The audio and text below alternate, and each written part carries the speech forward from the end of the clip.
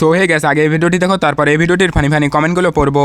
জীবনে প্রথমবার গেলাম ইউটিউব ইভেন্টে, আর সেখানে গিয়ে এত কিছু দেখবো সত্যি কখনো কল্পনাও ভাবিনি। বলতে গেলে এটা আমার কখনো স্বপ্নেও ছিল না। ইভেন্টে যাওয়া নিয়ে আমাদের মধ্যে কি কি সমস্যা হয়েছিল তোমাদের আজকে সমস্তটা খুলে বলবো। তোমরা সবাই জানো যে সুমির এতটাই শরীর খারাপ ছিল যে গত এক সপ্তাহ যাবত ও নার্সিংহোমে ভর্তি ছিল। নার্সিংহোম থেকে ছুটি দেওয়ার পর তো ডাক্তার পুরো বলে দিয়েছিল 2 সপ্তাহ বাড়ি থেকে বিছানা থেকে কোথাও যেন না যাওয়া হয়। বলতে গেলে 2 সপ্তাহ একদম বেড রেস্ট, আর এর মধ্যেই পড়ে গেছে আমাদের ইউটিউব ইভেন্ট। সুমি যেতে পারবে না শুনে যে মন থেকে এতটাই ভেঙে পড়েছিল, দেখে আমাদের খুবই খারাপ লাগছিল সেটা। আর তারপর ইভেন্টের আগের দিন ডক্টরের সঙ্গে সুমিকে কথা বলাতে নিয়ে গেলাম। ডক্টর তো একদম সোজা সাপটা বলেই দিয়েছিল এখন কোথাও যাওয়া হবে না, পুরো বেড রেস্ট থাকতে হবে। আর সেটা শুনে সুমি একদম কান্নায় ভেঙে পড়েছিল সেদিন। সুমি तो चलिए शुरू करते हैं। তোমার এটা প্রথম ইভেন্ট, কিন্তু পিন্টুর এটা দ্বিতীয় ইভেন্ট। প্রথম ইভেন্টে এসেছিল সুমির সাথে, দ্বিতীয় ইভেন্টে এসেছে একা একা।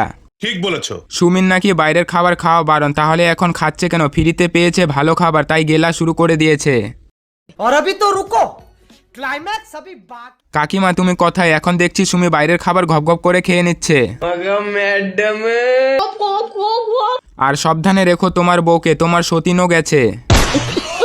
সুমির এক্সকে দেখানোর জন্য সাজুগুজু করছে, তুমি সেইটা বুঝলা না। আর শরীর হবে না ভাই, ওটা শরীর। তোমাদের দেখে কি শিখবো জানি না, তবে তোমাকে দেখে অনেক কিছু না শেখাটাই ভালো।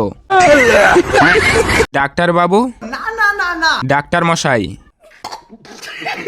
হ্যাঁ গো, 3 মাসের আগের জার্নিটা করাটা মা ও বাচ্চার জন্য ঠিক না, অনেক বেড রেস্ট নিতে হয়। বলেন কি?